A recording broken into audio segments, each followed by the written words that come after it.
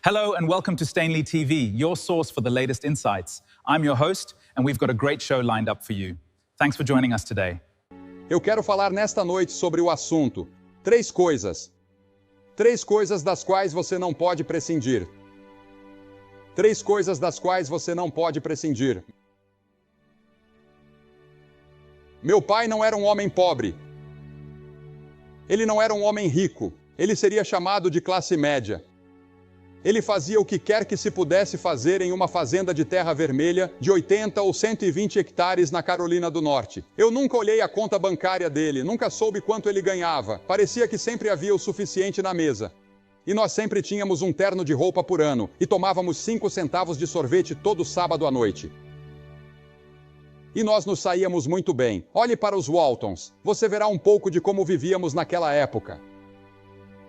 Nas montanhas da Carolina do Norte. Você sabe, Immanuel Kant disse certa vez, um homem é rico não pelo que possui, mas pelo que pode dispensar. Você não é rico pelo que possui, mas pelo que pode dispensar. Eu sempre me lembrei dessa frase. E como estamos entrando em uma recessão, acho que já estamos nela. Ou uma depressão, seja lá como você chama isso em que estamos, você ficaria surpreso com o que pode dispensar. Talvez tenhamos que voltar a viver como vivíamos quando eu era menino. Mas eu lhe digo, você podia andar pelas ruas de todas as cidades ali ao redor e não teria medo de ser agredido ou assaltado. Você nunca ouvia falar de um estupro? Acho que aconteciam. Mas eu nunca ouvi falar deles. Não me lembro de ter ouvido falar de um assassinato em nossa comunidade. E de alguma forma, nós, crianças, pensávamos que éramos as pessoas mais felizes do mundo. E tínhamos que trabalhar das 3 da manhã até o pôr do sol. Minha mãe sempre servia o café da manhã às 5h30 todas as manhãs. E nós não sabíamos o quão mal estávamos. Agora, a Bíblia diz que há pelo menos 3 coisas das quais você não pode prescindir. Se quiser ter alegria, paz, segurança, seus pecados perdoados e saber que vai para o céu. Quais são elas? A primeira está em Hebreus 9:22. Sem derramamento de sangue não há perdão. Sem derramamento de sangue não há perdão. Em outras palavras, se Jesus Cristo não tivesse ido à cruz e derramado seu sangue pelos seus pecados, você nunca poderia ter perdão. Você seria uma alma perdida. Sem derramamento de sangue não há perdão. Porque de Gênesis a Apocalipse, sangue é derramado. E por quê? Levítico 17:11, Moisés disse: porque a vida da carne está no sangue. E eu vô-lo tenho dado sobre o altar para fazer expiação pelas vossas almas. Porque é o sangue que faz expiação pela alma.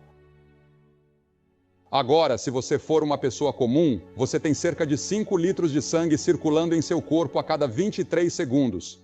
O sangue carrega o lixo para fora sem contaminação. É a substância mais misteriosa de toda a anatomia. Ninguém sabe exatamente tudo sobre o sangue. E todos nós somos relacionados pelo sangue. Você pode ser um homem negro,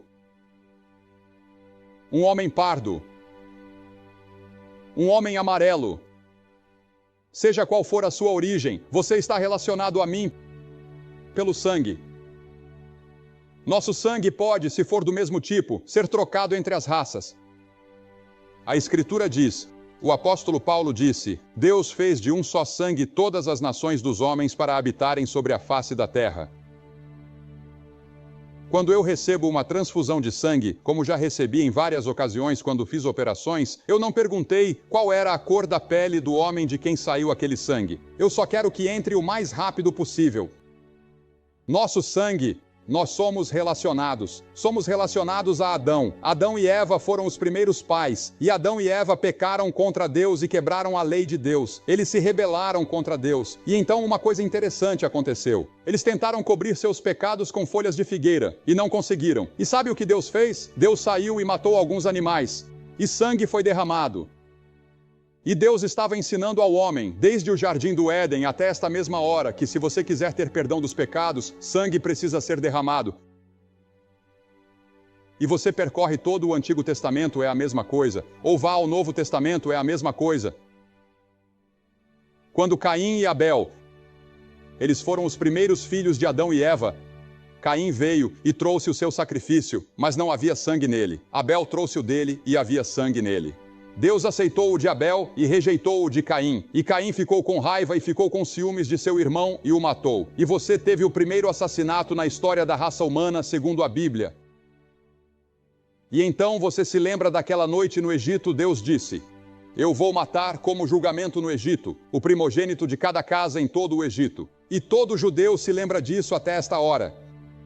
E eles celebram isso todo ano. Eu quero que vocês peguem um pouco de sangue, um animal, matem um animal, peguem o sangue e o coloquem no umbral da porta. E quando eu vir o sangue, eu passarei por cima. Não quando eu vir as suas boas obras, não quando eu vir o quão rico você é, não quando eu vir a que igreja você pertence, mas quando eu vir o sangue, eu passarei por cima. Porque você vai à comunhão no domingo e toma do vinho ou do suco de uva, seja o que for que a sua igreja sirva. Aquele vinho ou aquele suco de uva representa o sangue que foi derramado na cruz. João Batista clamou: eis o Cordeiro de Deus que tira o pecado do mundo. Por que ele o chamou de Cordeiro?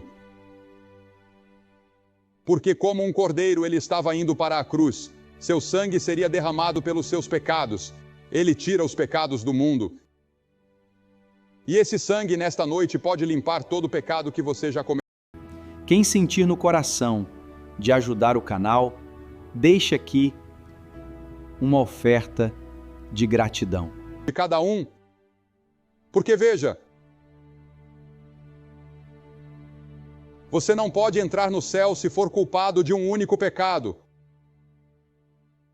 Quando você chegar à entrada do céu, cada pecado tem que estar perdoado. E não há outro meio para que o pecado seja perdoado senão pela obra de Jesus Cristo na cruz. Agora, sangue, é claro, é simbólico. Na Bíblia, significa que a vida de Cristo foi dada por nós na cruz. E quando ele morreu naquela cruz e derramou aquele sangue, Deus aceitou aquele sacrifício em vez de você ter que fazer um sacrifício. Em outras palavras, você não terá que passar um dia no juízo. Você não terá que passar um dia sequer no inferno. Você será perdoado como se nunca tivesse pecado. Pelo sangue. Sem derramamento de sangue não há perdão. A Escritura diz: sabendo que não fostes resgatados com coisas corruptíveis como prata ou ouro, mas com o precioso sangue de Cristo, como de um cordeiro sem defeito e sem mancha. Uma das músicas mais populares há alguns anos era Oh, Happy Day When Jesus Washed My Sins Away. E em Apocalipse 12 lemos: eles o venceram. Como? Pelo sangue do Cordeiro. Sem derramamento de sangue não há perdão. Jesus pagou o resgate. Eu li outro dia sobre esse playboy italiano que foi sequestrado, e eles o estão mantendo agora por um resgate de 16 milhões de dólares. E há uma música popular agora também que diz: você não paga o resgate. Mas se Jesus não tivesse estado disposto a ir para aquela cruz e pagar o resgate com o seu próprio sangue, você não poderia ser salvo. Você não poderia ter perdão. E na cruz, Deus está dizendo algo para todos nós. Ele está dizendo: eu te amo, eu te amo, eu te amo, eu te amo, eu te amo tanto que estou disposto a ver meu único filho morrer. Os anjos não podiam acreditar. Eles puxaram suas espadas, 72 mil deles, prontos para vir e varrer todo este planeta para o esquecimento e resgatar o Filho de Deus. Mas ele nunca os chamou. Ele disse: eu vim para fazer a vontade do meu Pai. Ele morreu e derramou seu sangue naquela cruz por você. E sem o derramamento de sangue você não poderia ser perdoado. A segunda coisa de que você não pode prescindir. Hebreus 11:6. Hebreus 11:6. Apenas vire algumas páginas. Hebreus 11:6. Sem fé, é impossível agradar-lhe. Agora Cristo já fez a obra na cruz, mas agora vem a sua parte. Sem fé, você não pode agradar-lhe. Hebreus 11 foi chamado de o salão da fama de Deus. E após essa passagem, alguns dos homens e mulheres de fé são listados, como Noé, Abraão, Sara, Isaque, Jacó, José e Moisés. E até mesmo uma prostituta, Raabe, porque ela também creu em Deus e provou sua fé por suas obras. Bem, você diz, o que é fé? Eu cometi todo tipo de pecados e sei que preciso do sangue. E agora descubro que preciso ter fé. O que é fé? Como eu consigo essa fé? Você sabe o que é fé? Não tenho certeza se consigo explicar tudo para você, mas fé é crer e receber o que Deus revelou. O que Deus revelou neste livro, o que Deus revelou na natureza, o que Deus revelou na consciência, e pode ser definida como aquela confiança no Deus das Escrituras e em Jesus Cristo, a quem Ele enviou para a salvação. Fé é confiança pessoal, à parte de quaisquer obras em Jesus Cristo. Eu não posso trabalhar para chegar ao céu. Depois que recebo Cristo como Salvador, eu provo que sou cristão por meio das minhas obras. Mas você não pode fazer uma única coisa para ganhar 1 minuto sequer no céu. Pois pela graça sois salvos mediante a fé, e isso não vem de vós, é dom de Deus, não por obras, para que ninguém se glorie. Mas aquele que não trabalha, mas crê naquele que justifica o ímpio, a sua fé lhe é imputada como justiça. Minha salvação não depende nem 1% do que eu faço ou sou. Ela depende inteiramente da obra de Jesus Cristo na cruz e do fato de que eu o recebi como meu Senhor e meu Salvador. Mas depois que sou salvo, estou pecando a cada minuto e a cada dia. Se não estou trabalhando para o meu Salvador e permanecendo nele. E fé sem obras é morta, disse Tiago. Agora, a Bíblia ensina que a fé é a única maneira de se aproximar de Deus. Pois aquele que se aproxima de Deus deve crer que Ele existe. E a Bíblia nos diz que a fé é um mandamento. Jesus disse, tende fé em Deus. E isso é um imperativo lá em Mateus ou Marcos 11. E então, em outra ocasião, João disse, e este é o seu mandamento. Este foi o mandamento de Jesus, que creiamos. Eu sei que você já chegou até o meio da mensagem, e eu fico feliz de ver você aqui. Isso mostra que você está edificando a sua vida através das mensagens de Billy Graham. Crê no Senhor Jesus Cristo e será salvo. Não há outra maneira pela qual você possa se aproximar de Deus. Nenhuma outra maneira pela qual você possa conhecer a Deus. Nenhuma outra maneira pela qual você possa entrar em contato com Deus, exceto através da fé. Portanto, sendo justificados pela fé, temos paz com Deus por meio de nosso Senhor Jesus Cristo. Romanos 5:1. O que é fé? A recepção do Evangelho, confiança em Deus e em Sua palavra, estando confiantes nesta mesma coisa, uma dependência total de Cristo para o nosso perdão e para o cumprimento em nossas vidas. Você já ouviu a história de John Paton, o grande missionário nas Novas Hébridas? Ele estava traduzindo as Escrituras, tentando aprender a língua deles. E ele não conseguia traduzir a palavra fé. E ele trabalhou nisso por meses e meses e meses, e não conseguia encontrar uma palavra para fé. E um dia, ele viu um homem deitado em uma cadeira reclinável baixa que sustentava o peso de todo o corpo. E John Paton disse, o que você está fazendo? E o homem disse, estou reclinando. Paton pulou e disse, eu encontrei minha palavra para a fé. É reclinar-se em Jesus. E foi assim que ele traduziu. Porque Deus amou o mundo de tal maneira que deu o seu Filho unigênito, para que todo aquele que reclinar todo o seu peso sobre ele não pereça, mas tenha a vida eterna. Aquele que reclina todo o seu peso sobre ele não é condenado, mas aquele que não reclina todo o seu peso sobre ele já está condenado, porque não reclinou todo o seu peso sobre o nome do unigênito Filho de Deus. Você já reclinou todo o seu peso sobre Cristo e somente sobre Cristo? Ou você está contando um pouco com a sua própria bondade e contando um pouco com a religiosidade? Eu não posso vir aqui a uma igreja, sentar em um banco e me reclinar sobre o banco e dizer: estou salvo, este banco está me salvando. Não, não está. Você se reclina sobre Cristo. Sua fé está em Cristo, a pessoa do Senhor Jesus Cristo. Isso é fé. Fé significa que eu recebo e que faço algo a respeito disso. Eu estou pedindo a você esta noite que coloque todo o seu peso em Jesus Cristo. Jesus, Jesus e mais nada. Apenas Jesus.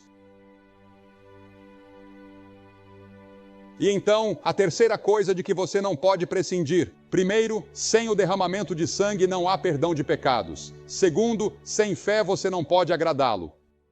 Terceiro, porque sem mim nada podeis fazer. João 15:5. Sem mim nada podeis fazer. Agora, é claro, Jesus neste capítulo está falando sobre a videira e os ramos e está falando sobre dar frutos. Em outras palavras, sem mim vocês não podem dar nenhum fruto. Depois que você vem a Jesus Cristo como seu Salvador, sabe o que acontece? O Espírito Santo vem habitar no seu coração. Agora, o Espírito Santo é o representante do Senhor Jesus. Jesus Cristo está à direita de Deus Pai. Ele foi embora. Ele enviou o Espírito de Deus aqui para esta terra. No momento em que você recebe Cristo, no momento em que você coloca todo o seu peso sobre Cristo, o Espírito de Deus vem habitar dentro de você. E ele vive através de você e em você. E ele vive a vida cristã através de você. Agora, um dos capítulos mais importantes de toda a Bíblia é este capítulo 15 de João. E aqueles de vocês que vierem à frente esta noite, nós vamos lhes dar um evangelho de João. E espero que vocês leiam este capítulo imediatamente, porque é uma imagem importante do nosso Senhor Jesus Cristo e do nosso relacionamento com Ele. Veja, esta é a videira de que ele está falando. E videiras eram cultivadas por toda a Palestina naqueles dias e precisavam de muita atenção.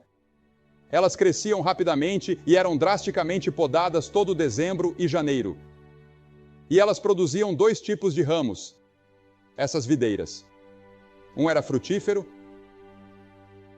e o outro não produzia fruto algum. Assim, os ramos que não davam fruto eram drasticamente podados para que não esgotassem nenhuma das forças da raiz e da própria videira. Agora, a madeira da videira tem uma característica curiosa. Ela não servia para nada. Era macia demais para qualquer propósito. Então eles pegavam esses ramos falsos, esses ramos que não produziam nada, e faziam uma grande fogueira com eles. E Jesus diz que os seus seguidores são assim. Alguns deles são belos ramos frutíferos dele mesmo. Outros são inúteis porque não produzem fruto.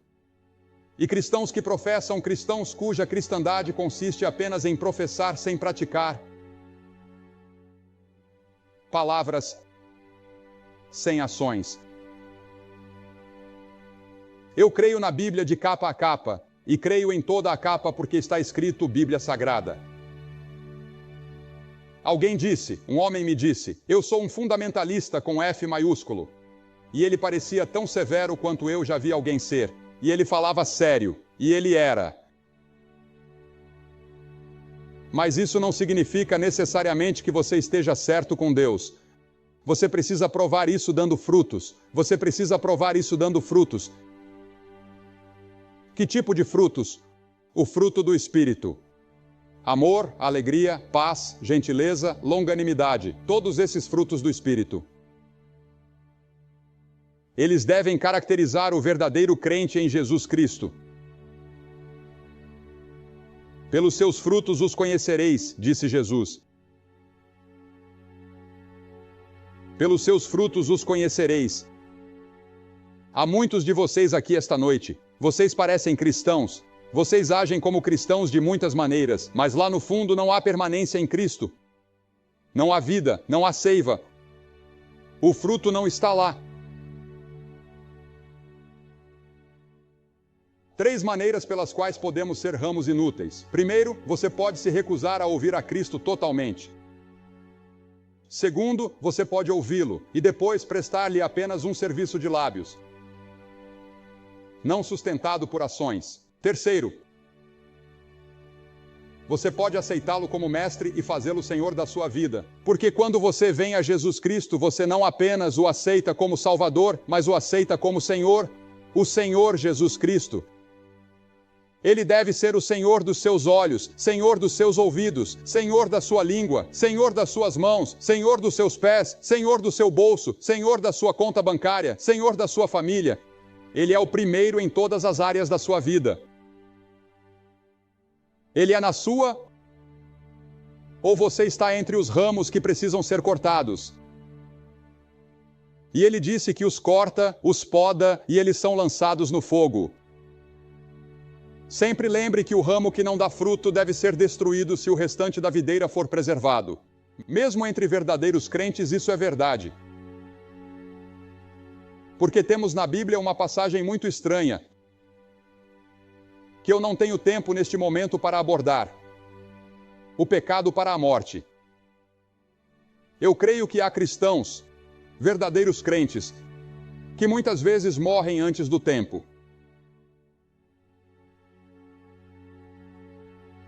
Você está permanecendo em Cristo? Jesus se retirava para lugares solitários para encontrar-se com Deus, e nós devemos fazer o mesmo. Devemos manter contato com Ele todos os dias. Deve ser constante e deliberado. Nunca um dia em que não sintamos a sua presença. E sem essa permanência, você não pode fazer nada que seja espiritualmente agradável a Deus. Sem mim, você não pode dar fruto sobrenatural. Mas com Ele eu posso amar aquele sujeito ali que normalmente eu não amaria. Com Ele eu posso ser gentil quando normalmente eu poderia querer dar um soco no rosto dele. Com Ele na minha vida, vivendo através de mim, eu posso perdoar os erros que foram cometidos e as coisas que foram ditas. Com Ele, a vida pode ser vivida, porque veja, em nenhum lugar do Novo Testamento me é dito a mim, Billy Graham, para viver uma vida cristã. Ele me diz que o velho Billy Graham deve morrer e Cristo deve viver através de mim e em mim. Ele é quem vive através de mim. Se eu estou diariamente, momento a momento, permanecendo nele, é a seiva dele que me dá a força e a vida espiritual que eu preciso ter. Pelos seus frutos os conhecereis. Sem o derramamento de sangue não há perdão. Sem fé eu não posso agradá-lo. Sem mim nada podeis fazer.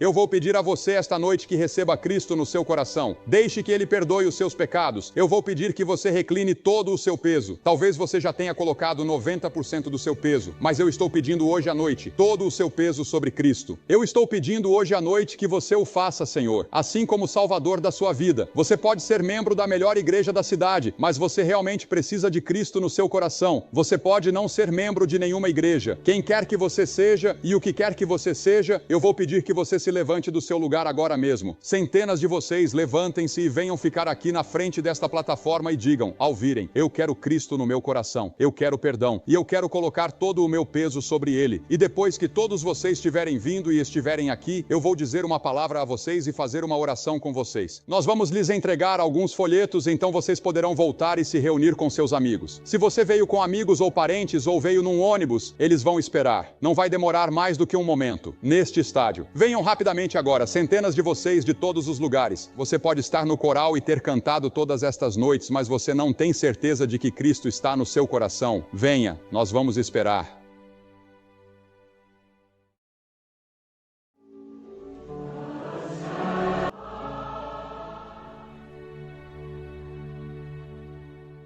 Como vocês que estão assistindo pela televisão podem ver, há centenas de pessoas aqui na Universidade do Novo México que estão vindo para fazer o seu compromisso com Jesus Cristo. Você pode fazer o seu compromisso onde estiver agora. Você pode colocar todo o seu peso sobre ele e dizer, sim, Senhor Jesus, entra na minha vida, e ele entrará. Deus abençoe você. Fico feliz que tenha acompanhado as mensagens do Billy Graham em nosso canal. É uma honra tê-lo por aqui. Inscreva-se e ative as notificações para não perder os novos conteúdos que sempre postamos.